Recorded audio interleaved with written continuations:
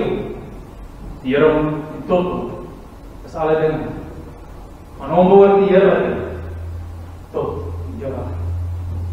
Kom ons bid die seën van die Here toe.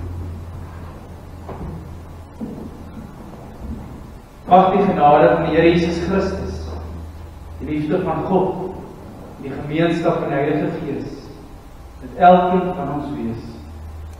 Amen. Liewe gemeente, kom ons staan en ons loof die Here, met skrifruim 1-2, vers 1 tot 3 is, prys hom die hemelvors. Kom ons loof die Here op hierdie wonderlike dag. Die dag wanneer hy uit die graf het opgestaan. Kom ons staan en ons loof.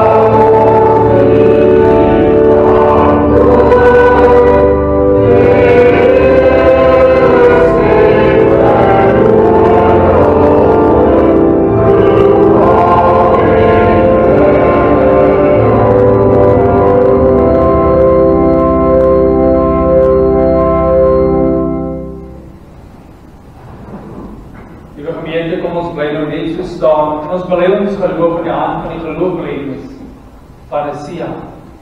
Hoe wonderlik is dit om saam in ander kerk in dieselfde tyd en hier ons geloof in Christus te bely. Dit is waarom ons as Christene glo.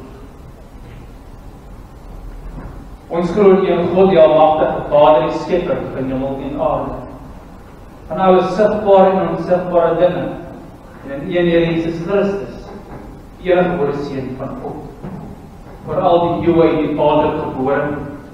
Hy is God uit God, lig uit lig, ware God uit ware God, gebore, nie gemaak, deur in wese by die Vader, terwyl alles tot stand kom.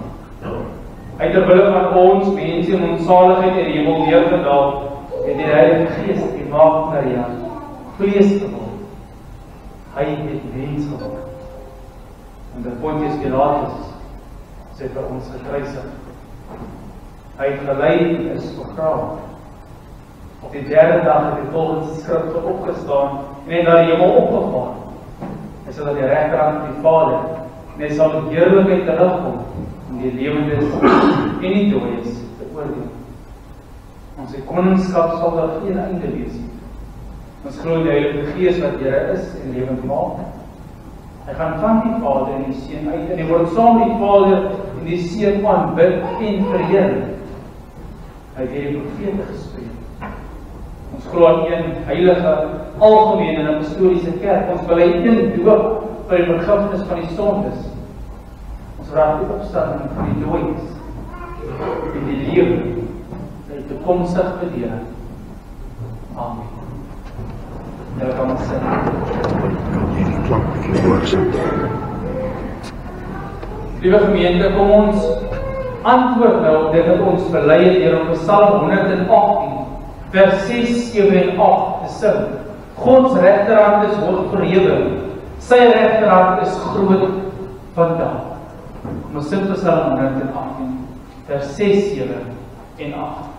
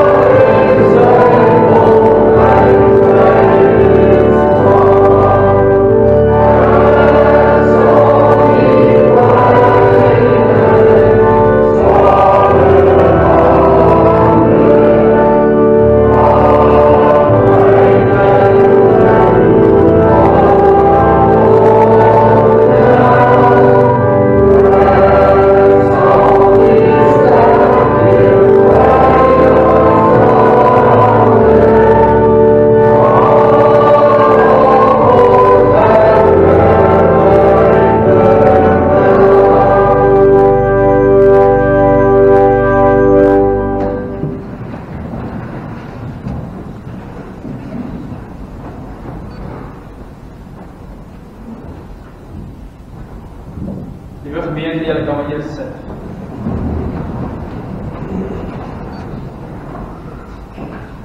Ons gaan nou vanuit die wet van die Here lees, Eksodus 20. En ek vra graag, mag op julle Bybels volg wanneer ons vanuit die wet van die Here lees. Ek lees vanuit die 1953 vertaling, maar julle is welkom om vanuit die vertaling wat julle by julle het te lees.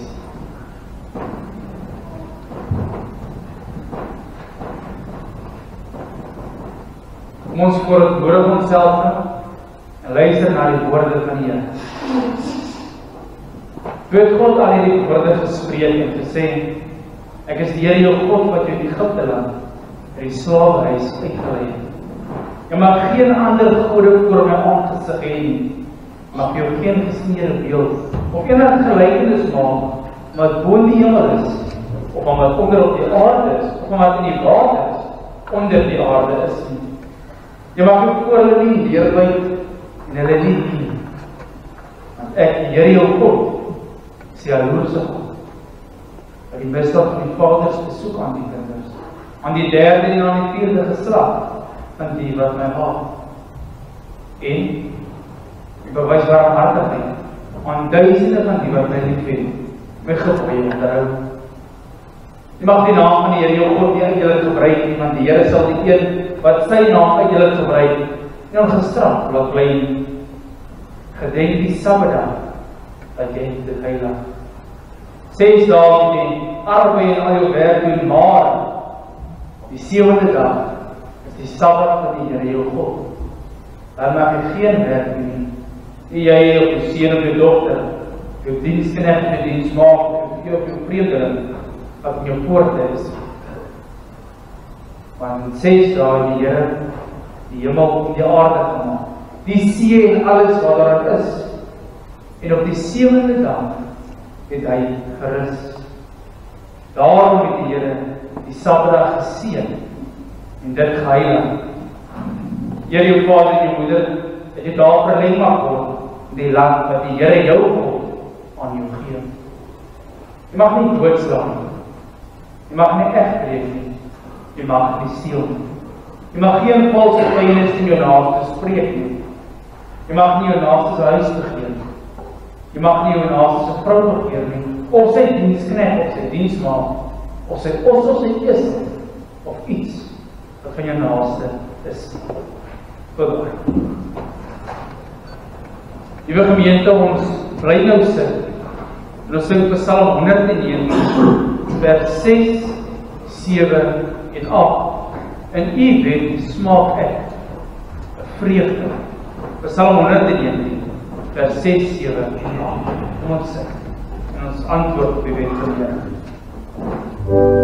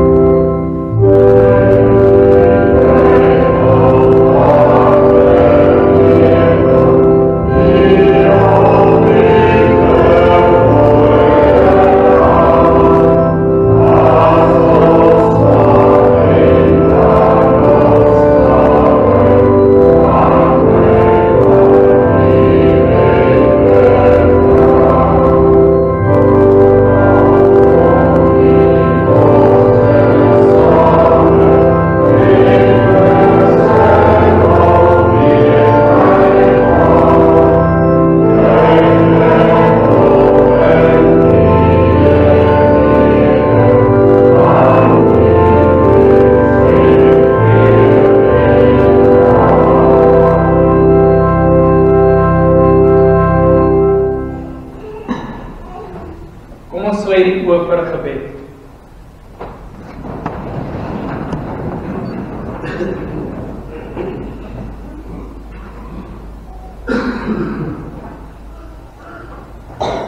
Ons Vader wat in die hemel is, is 'n voorreg om tot U te kan bid as gemeente. Wat vandag so kosbaar maak, is dat vandag, die dag wanneer ons Verlosser Jesus Christus kruis, die sonde en die dood oorwin het, is die dag wat ons versoen het. Versoen is met God. Wat het nou moontlik maak dat ons as die kinders tot U kan bid. Ons vra hoor ons gebede, o Vader. Want U is die almagtige God, die heerser, regeerder oor hemel en aarde. U is heilig en U is werklik onbegryplik groot en heilig. Ons kom na U toe as gemeente. Ons vra lei ons deur die erediens. Lei ons deur die woordbediening. Mag ons sondige, harde harte sag maak deur die Gees. Mag ons die woorde hoor en mag ons tot in ons diepste raak. Mag ons luister na dit wat U vir ons wil sê. Mag ons nie terugsit en toeskouers wees van die liturgie en die erediens, maar mag ons werklik deelnemers wees. Mag ons so luister na die woord om die blye boodskap na buite toe aan ander mense te gaan oorvertel.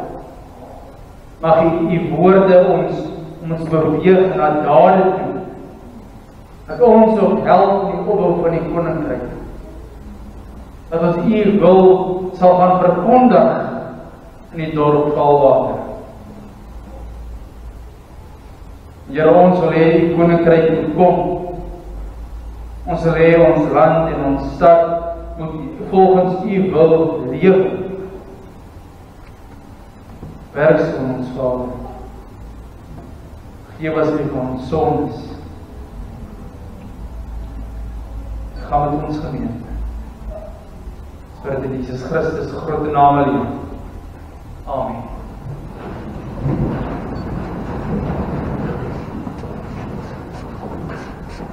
Liewe gemeente, gee julle tydjie om julle Bybels op te maak vir Johannes 20, vers 19 tot 31. Dit is ons skriflesing môre.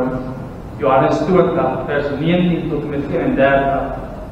Nadat ons skrifgedeelte gelees het, en ek ons fokusverse vir ons lees. Dit is vers 25 en 29. En ons tema van môre, en dit waarop ons prediking gefokus is Christus gee vir ons ware vrede. Ware vrede deur sy dood en sy opstanding. Dit is iets wat my altyd byval. Ons is lief om te sê, Christus het vir ons aan die kruis gesterf. Ons vergeet die belangrike deel. Het ook opgestaan in die dood. Skrif lees in Johannes 20 vers 19 tot 31. En toe dit aand was op die eerste dag van die week en die deure waar die disippels vergader het uit vrees vir die Jode gesluit was, het Jesus gekom en in hulle midde gestaan en aan hulle gesê, vrede vir julle. En nadat hy dit gesê het, wys hy hulle sy hande en sy sy. En die disippels was bly toe hulle die Here sien. Jesus sê toe weer vir hulle, vrede vir julle. Soos die Vader my gestuur het, stuur ek julle ook. En nadat hy dit gesê het, blaas hy op hulle en sê vir hulle, ontvang die Heilige Gees. As julle die mense hulle sondes vergewe, dan word hulle dit vergewe. As julle die mense hulle sondes hou, dan is dit gehou. En Thomas wat genoem word Didymus, een van die 12 was nie saam met hulle toe Jesus gekom het nie. Die ander disipels sê toe vir hom, ons het die Here gesien, maar hy het vir hulle gesê, as ek nie in sy hande die merk van die spykers sien, en my vingers steek in die merk van die spykers, en my hand in sy sy steek nie, sal ek nooit glo nie. En 8 dae daarna was die disippels weer binne, en Thomas die keer saam met hulle. En Jesus het gekom terwyl die deure gesluit was, en het in hulle midde gestaan en gesê, vrede vir julle. Daarna sê hy vir Thomas, bring jou vinger hier, en kyk na my hand, en bring jou hand en steek dit in my sy, en moenie ongelowig wees nie, maar gelowig. En Thomas antwoord en sê vir hom, my Here en my God. Jesus sê vir hom, omdat jy my gesien het, Thomas, het jy geglo. Salig is die wat nie gesien het nie, en tog geglo het. Nog baie ander tekens het Jesus voor sy disippels gedoen, wat in hierdie boek nie beskryf is nie. Maar hierdie is beskryf, dat jy kan glo dat Jesus Christus is, die Seun van God, dat jy deur te glo, die lewe kan hê, in sy naam. Lees vers 25 en vers 29 weer vir ons deur. Vers 25. Die ander disippels sê vir hom, ons het die Here gesien. Maar hy het vir hulle gesê, as ek nie in sy hande die merk van die spykers sien, en my vingers steek in die merk van die spykers, en my hand in sy sy steek nie, sal ek nooit glo nie. Vers 29. Jesus sê vir hom, omdat jy my gesien het, Thomas, het jy geglo. Salig is die wat jy gesien het nie, en tog geglo. Tot dan.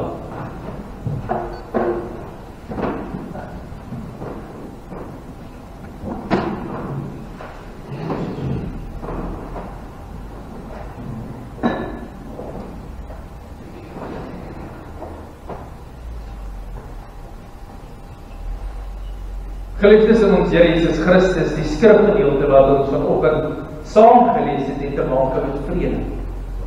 3 keer in hierdie kort gedeeltetjie groet ons Here Jesus sy disippels met toesegging van vrede. Vers 19, 21 en 26. Vers 19 sê hy, alhoewel die deure gesluit was, omdat hulle bang was vir die Jode, het Jesus gekom, en tussen hulle gaan staan, en vir hulle gesê, vrede vir julle. Vers 21, vrede vir julle, sê hy weer vir hulle, soos die Vader my gestuur het, stuur ek julle ook. Vers 26, hoewel die deure gesluit was, Jesus gekom, en tussen hulle gaan staan en gesê, vrede vir julle. En is dit nie wonderlik nie? Die eerste woorde van ons opgestaane Here aan sy disippels het alles te maak met vrede.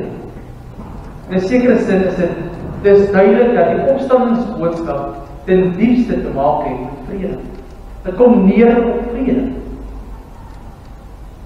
Geliefdes, vanuit hierdie besef kan ons nie andersins as om onsself op hierdie dag ernstig af te vra. Het ek werklik vrede? Is daar vrede in my en jou as gelowiges se lewe? Het ons vrede? Of is my lewe maar net belas met 'n klomp bekommernisse oor wat voor lê in die toekoms? Hoe lyk my finansiële situasie, hoe lyk my gesondheid? Het ons werklik vrede? En nog baie dieper, weet ek hoekom ek op hierdie aarde is? Het ek vrede omdat ek my lewensdoel waarvoor ek op aarde is, het ek vrede omdat ek my lewensdoel verstaan? Die Here Jesus se groet van vrede was die gewone manier waarop die Jode mekaar gegroet het. In plaas van 'n gewone hallo of dag sê, het hulle gesê vrede vir julle. En dit is nie eintlik iets pragtigs nie. Maar so mooi as wat die gebruik ook al is, dit is nie die manier waarop ons Here Jesus Christus hierdie groet bedoel aan die reddende disippels sê. Hy praat nie hier van 'n gewone vrede nie, maar van 'n ware vrede. Christus verwys hier na vrede in die sin van 'n besigheid van oorlog of vrede in die sin van my gesondheid of my finansiële situasie nie hier. Hy verwys hier na vrede, alle verstand te bowe gaan. Omdat ons weet dat die verhouding tussen God en mens herstel is. Hy praat hier van die vrede wat ek en jy ervaar, omdat ons deur hom, spesifiek deur sy opstanding en sy dood, versoen is met God. En geliefdes, dit is die kern van hierdie Paasfees. Dat Christus vir jou, vir my ware vrede kom gee, eers sy dood en sy opstanding. Die enigste vraag op ons kom noem die enigste voorwaarde wat ek sal sê, is of ek en jy werklik in hierdie feit glo. En vanuit ons skrifgedeelte word dit baie duidelik. Ons kan slegs ware vrede hê as ons glo dat Jesus uit die dood opgestaan het. Ek herhaal, ons kan slegs ware vrede hê as ons glo dat Jesus uit die dood het opgestaan het. Die skrifgedeelte begin deur om te beskryf ons Here Jesus op die Sondag waarop hy die dood het opgewek is aan sy disippels verskyn. Vroeger op daardie einste dag het daar verskeie ander individuele verskyn. Maar hierdie is die eerste keer wat aan sy groep disippels verskyn het. En baie belangrik wat vandag so onthaal, daardie eerste Sondag aand was sy groep disippels nie voltallig nie. Judas was natuurlik alreeds dood, maar baie belangrik, ons lees dat Thomas om een of ander rede nie daar teenwoordig was. Daardie aand het die disippels hulle self toegesluit, omdat hulle bang was vir die Jode. En spyt hiervan is Here gekom en skielik tussen hulle gaan staan. Op 'n wonderbaarlike wyse het in hulle midde gekom, al was al die deure gesluit. En hier is dit baie duidelik dat Christus se opstandingsliggaam ander eienskappe gehad het as sy liggaam voor sy opstanding. Daarom het hy vir hulle sy hande en sy sy gewys. Die wonde van sy kruisiging. En dit laat ons met die vraag, hoekom doen ons Here Jesus Christus dit? Baie eenvoudig, om sy disippels te oortuig dat die persoon wat voor hulle staan presies dieselfde persoon is wat enkele dae terug gekruisig is. Hy wys vir hulle baie konkreet dat hy 'n geliefde leermeester is wat liggaamlik uit die dood opgestaan het.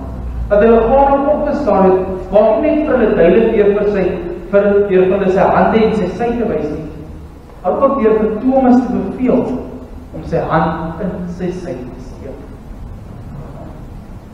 Die evangelie volgens Lukas het Jesus self voor sy disippels se oë 'n stukkie gebakte vis gegee, om hulle gerus te stel dat hy nie 'n spook is nie, maar waarlik liggaamlik uit die dood opgestaan het.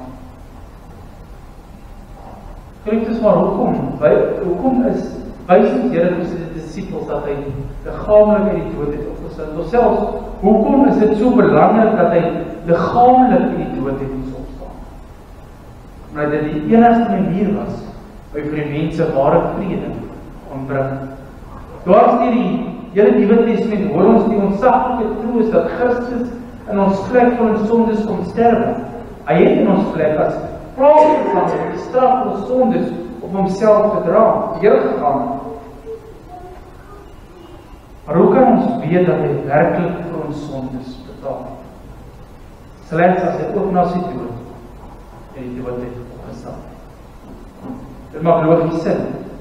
As Christus nie uit die dood het opgestaan het nie, kon dit eintlik maar net een of twee dinge beteken.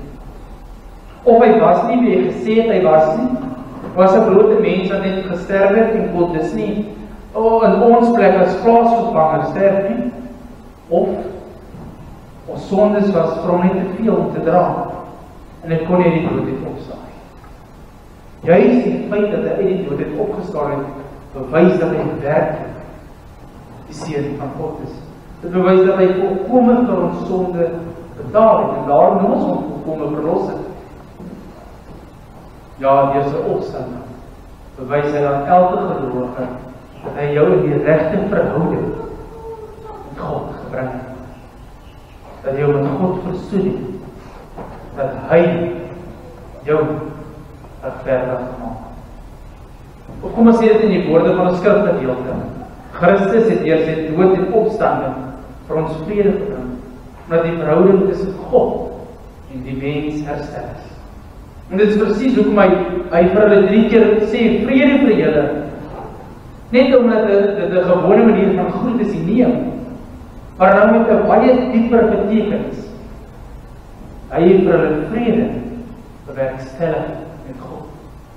En nie net vir hulle spesifiek daarom, maar vir almal wat in hom sou glo. Nou geliefdes, dit is wat ons op die opstanding Sondag gedenk. Christus het vir ons ware vrede gegee deur sy dood en deur sy opstanding. En dit is wonderlik.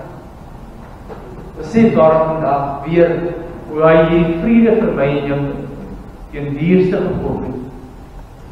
Glo dit. Wees oneindig dankbaar. Maar besef ook wat my en jou roeping is. Ons moet hierdie vrede ding wêreldwyd gaan verkondig. En dit is presies wat ons Here Jesus vir sy disippels beveel het om te doen. Vers 21, vrede vir julle, sê hy weer vir hulle, soos die Vader my gestuur het, stuur ek julle op. Die disippels moes die vergewing van sondes in Christus se naam aan die wêreld gaan verkondig het. En soos julle al vorige keer op ander Paasondag gehoor het, ons Here Jesus stuur hierheen, nie net sy disippels uit om die vrede te gaan verkondig nie, maar sy hele kerk. Elkeen van ons wat hier sit, vir ons ook, hy stuur ons uit om hierdie vrede te gaan verkondig. Dit moet ons doen omdat mens slegs ware vrede kry, as hy glo dat Jesus uit die dood het opgestaan. Hoekom sê ons so? Want uit ons skrifgedeelte is baie duidelik dat Thomas geen vrede gehad het nie. Hy was nie by toe ons Here Jesus aan sy disippels verskyn het nie. Hy het daarom die vreugde gemis om die opgestaane Here te sien. En te hoor hoe hy met sy woorde van vrede seën. In plaas daarvan om opgewonde en vol vreugde te wees, soos die ander disippels was hy angstig. Thomas hy was rusteloos. Hoekom? Omdat hy geglo het dat Jesus dood is. In 'n vroeë gedeelte in die evangelie is dit selfs duidelik dat die Here se dood Thomas se grootste vrees was, volgens Johannes 11 vers 16 en 14 vers 5. En dit het nou gebeur. Nou Thomas geglo het dat sy Here nie opgestaan het nie, maar steeds dood was. Het Thomas geen vrede gehad nie. As jy vandag moet sit en na hierdie boodskap luister en nog nie glo dat Christus uit die dood het opgestaan het, moet jy weet dat dit die rede is hoekom jy nog nie ware vrede het. Jy glo nie dat Christus werklik jou sondes betaal het. Jy glo nie dat hy jou die ergste straf denkbaar deurgegaan om jou met God te versoen. En as jy nie glo dat jy met God versoen is nie, hoe kan daar vrede wees in jou geloof? Maar hoe geliefdes, gebeur dit dat ek in hierdie boodskap van vrede glo en ervaar? Ons skrifgedeelte maak dit duidelik. Toe die ander disippels opgewonde vir Thomas sê dat hulle die Here Jesus gesien het, het hy baie sterk geantwoord. As ek die merke van die spykers in sy hande sien, my vingers in die merke van die spykers steek, en my hand in sy steek nie, sal ek nooit glo. Ek sal nooit glo. As ek nie visuele tasbare bewyse kry dat hy werklik uit die dood het opgestaan het nie, sal ek nooit glo nie.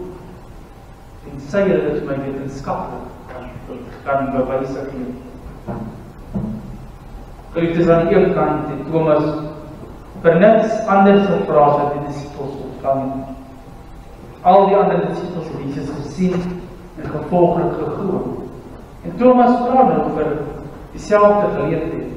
Maar tegelyk verkrap sy woorde ook sy diep liggende oortuiging. sien is glo. So eenvoudig soos dit. In hierdie opsig is Thomas tipies aan, sluit sy sieninge en dit wat hy sê, tipies aan by die mense van die 21ste eeu. As ons nie wetenskaplik bewys het vir Christus en die geloof kry nie, sal ons nooit glo nie. En dit is die denke van die wêreld deesdae. Maar let op wat gebeur. 'n week later, op dieselfde Sondag, het ons Here Jesus weer aan sy disippels verskyn. Die omstandighede is amper presies dieselfde. Die disippels is by mekaar, Thomas die keer teenwoordig. Die deure is gesluit en Jesus kom op 'n wonderbaarlike wyse en staan in hulle midde. En wat is sy eerste woord? Vrede vir julle. Vrede vir hulle, ja, ook vir die twyfelende Thomas. Wat doen ons Here Jesus? En beveel Thomas om presies dit te doen wat hy self geëis het. Thomas het gesê, as ek nie die merke van die spykers in sy hande sien nie, sê Jesus vir hom, kyk na my hand. Thomas het gesê, as ek nie my vinger in die merke van die spykers steek nie, sê Jesus vir hom, bring jou vinger hier. Thomas het gesê, as ek nie my hand in sy sy steek nie, sê Jesus vir hom, bring jou hand en steek dit in my sy. Thomas het gesê, ek sal nooit glo nie. Jesus sê vir hom, moenie langer ongelowig wees, maar wees gelowig. En Here Jesus wys dat hy presies weet wat in Thomas se gemoed verander. Maar hy wys ook dat hy steeds lief bly vir die twyfelende Thomas. En hy wys op liefde reg. En hoe reageer Thomas op hierdie wonderlike gebeure? Die enigste gepaste manier. Sonder om aan Jesus se wonder te raak, roep hy uit in belydenis. My Here en my God. Thomas spreek ons Here aan met 'n benaming wat geen mens nog teenoor hom in die evangelie gebruik het. Hy noem hom God. Want dit is nie al nie. Hy noem hom ook my Here en my God. Aanvaar die Here Jesus die heerskappy oor sy lewe. Onderwerp hom aan hom. Hy bely dat hy hom wil gehoorsaam. Dis nou alles goed en wel, kan jy sê. Maar Thomas te glo omdat hy gesien het. En ons wat is dit, ons het nog nooit vir Jesus gesien nie. Daarom kan ons glo nie, dis die argument. Word dan wat antwoord Jesus self in vers 29. Glo jy nou, omdat jy my sien? Gelukkig is die, wat jy gesien het nie, en toch glo. Jesus wys aan Thomas saggies reg weer vir hom te sê, dat hy eintlik moes geglo het, sonder om te sien. Hoekom? Want Thomas het van beter geweet. Jesus het immers 3 keer vir sy disippels duidelik gesê dat hy die dood net sal opstaan, en Thomas moes dit geglo het. Verder moes Thomas ook geglo het op grond van die getuienis van sy mededisippels en die sigbare verandering in hulle lewe. Thomas moes geglo het sonder om te sien. Want nie alle mense het geweet om hom te sien. Mense soos ek en jy moet in Christus glo sonder dat ons hom ooit fisies gesien het. Maar luister mooi wat Jesus dan vir die mense soos ons sê. Gelukkig is die wat die gesien het nie, en toch glo. Gelukkig, geseënd is hulle wat in hom glo, al het hulle hom nie gesien het. Hoekom? Want dit is presies wat geloof is. En so lees ons in 2 Korintiërs 5 vers 7, wat ons lewe deur geloof, nie deur te sien. Hebreërs 11 vers 1, om te glo, is om seker te wees van die dinge wat ons hoop, om oortuig te wees van die dinge wat ons nie sien. Geloof is presies dit, om oortuig te wees, om te glo, maar het ons nie gesien. Geliefdes, maar hoe kan ons wat nog nooit opgestaan die Here gesien het nie, glo dat hy werklik in die dood het opgestaan? Ons glo dit omdat dit in die Bybel staan. Ons glo dit omdat die Heilige Gees ons daarvan oortuig op grond van die getuienis van die skrif. Hy Hy werk in ons hart om ons te oortuig dat die skrif die waarheid is. En dit is so eenvoudig soos dit. Dit is presies hoe die skrifgedeelte dan ook afsluit. Johannes verduidelik in vers 30:31, wat baie duidelik die slot van hierdie evangelie is, dat hy nie al Jesus se wondertekens in die evangelie beskryf het. Hy het 'n seleksie gemaak. Hy sê self dat Jesus nog baie ander wondertekens vir sy disippels gedoen het. Sy doel was nie om 'n volledige biografie van Jesus te gee nie, sy doel was baie eenvoudig. Daar staan, maar hierdie wondertekens beskryf sodat julle kan glo dat Jesus die Christus is, die Seun van God, en sodat julle deur te glo in sy naam hierdie lewe kan hê. Johannes het hierdie dinge neergeskryf sodat ons deur die Heilige Gees se werking, wanneer ons daardie skrif lees, kan glo dat Christus Jesus die Seun van God is. En deur dit te glo, kan ons weet dat ons in sy naam, dat ons deur sy naam ewige lewe het. Ons moet hoegenaamd nie dink dat die skrif maar oorkrag het om ons te oortuig. Hoegenaamd nie. Die gelykenis van die ryk man en Lazarus lees ons dat die ryk man in die doodryk geredeneer het dat sy ongelowige broer sal bekeer en die iemand in die dood na hom gegaan. En hierop is vir hom gesê, hy is geantwoord, as hulle na Moses en die profete nie luister nie, as hulle dus nie na die skrif luister nie, sal hulle nie oortuig word nie, al sou iemand in die dood opstaan. Sluit af. Geliefdes in ons Here, vandag gedenk ons dat Christus vir my en jou ware vrede moet gee. Dit hy gedoen deur ons met God te versoen, deur sy dood en deur sy opstanding. Die enigste vraag of die enigste voorwaarde van hierdie vrede, asof ek en jy dit glo, grond van die getuienis van die skrif. As ons dit nie glo, as ons nie glo dat Jesus uit die dood het opgestaan het nie, sal ons nooit ware vrede hê. Maar as ons glo dat hy die Seun van God is wat in my plek gesterwe en opgestaan het, ontvang ons die ontsaglike troos van geloofssekerheid. Ons kan weet dat ons in sy naam die ewige lewe het. Wat 'n wonderlike evangelie. Wat 'n wonderlike God. Amen.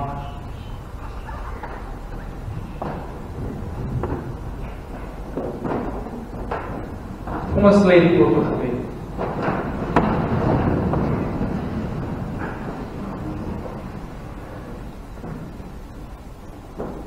Onze Vader wat in die hemel is, hoe wonderlik was het nou om die woorde te hoor.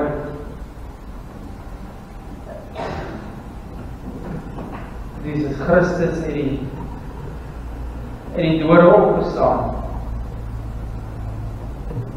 Dood in die graf het hom nie oorwin nie, maar hy het alles van die sonde en alles van die dood oorwin. Daarom is ons as gelowiges oorwinnaars. Ons kan vrede hê. Ware vrede wat ons is versoen met U. Dit is die grootste liefdesdaad wat nog ooit gebeur het en wat nog ooit sal gebeur. Ons Here Jesus, God verlaat en deurgegaan het, sodat ons nooit ooit hoef nie. Dat daar nie 'n sonde te groot is, ons wat nie kan skei nie. Christus is opgeoffer vir daai sonde. Here, wonderlik is dit dat U ons die kinders gemaak en in ons sonde vasgehou. Here, ons bid nou dat dit is 'n wonderlike gedagte van troos en dit gee ons hoop. Mag ons besef dat het ons verantwoordelikheid glad nie op as Christen Mag ons besef dat ons die grootste nog steeds die verantwoordelikheid het om U gehoorsaam te wees, om U wil uit te leef. En die standaard wat U vir ons gestel het, om steeds daarby uit te kom. Ons mag nie net agteroor sit en dink, ek hoef nou niks meer te doen as gelowige. Ons het 'n roeping en ons het 'n doel op hierdie aarde. En hoe wonderlik is dit om vandag herinner te word dat ons uit dankbaarheid dit wat Christus vir ons gedoen het aan die kruis en deur sy opstanding, uit dankbaarheid dit moet gaan uitleef in die wêreld en buite.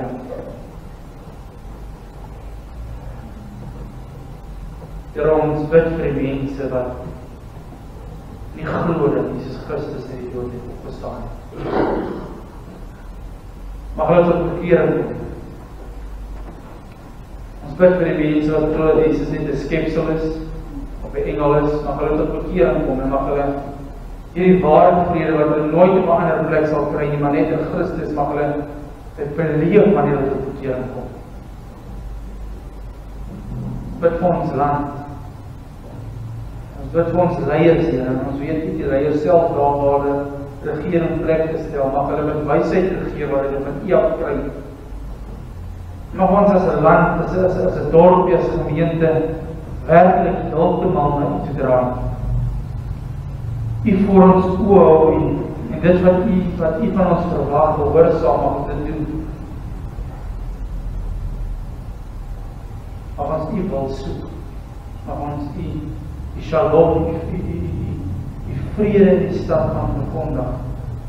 Ook in ons gemeente. Mag ons as broers en susters na mekaar kyk in hierdie gemeente. Mag dit nie net 'n vinnige 5 minute gesprekkie na kerk wees, maar werklik met mekaar gaan eet, koffie drink, gesels, mekaar se laste dra. Mag ons vir mekaar bid, mag die ouderlinge mooi toesig hou vir hulle lidmate in hulle gemeente bid. Maar Here, ons het troos, dit is die kerk. Waar vrede lê in U, by U. Ons dank U dat ons wat om dit glo, ware vrede kan.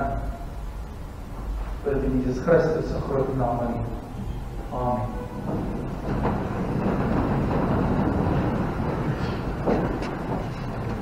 Liewe gemeente, dit is nou, ons gaan nou die Here loof en prys en skrifryting 10-2 as antwoord op dit wat ons nou gehoor het van die woord van die Here. Die skrifryting 10-2 om ons loof die Here, bedankbaarheid ons dit wat hy alles vir ons gedoen het en steeds vandag in ons lewens doen.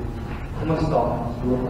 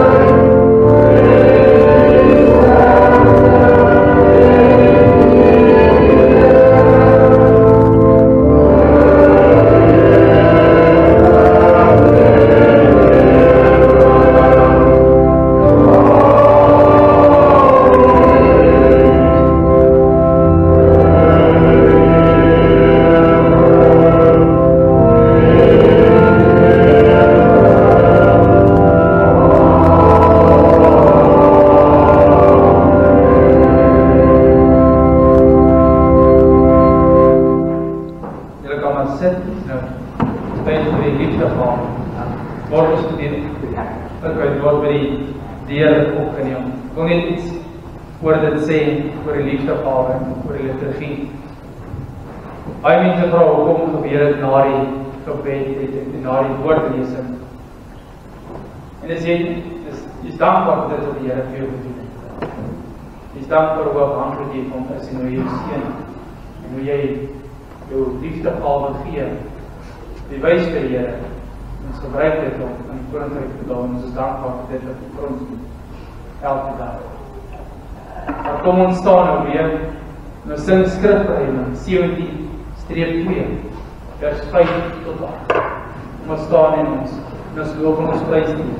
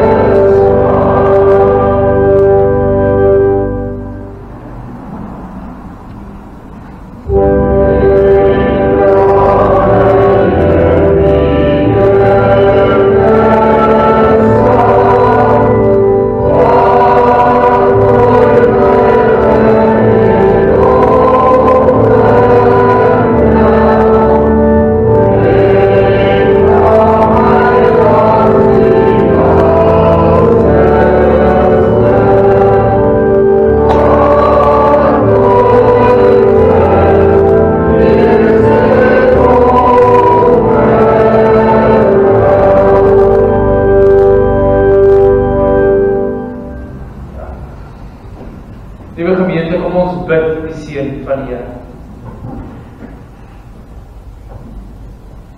Mag die genade en vrede vir julle aan hom wat is, aan hom wat was en wat kom, die van die 7 geeste voor sy troon van Jesus Christus, die geloofwaardige getuie, die eerste uit die dood het opgestaan, die heerser oor die konings van die aarde.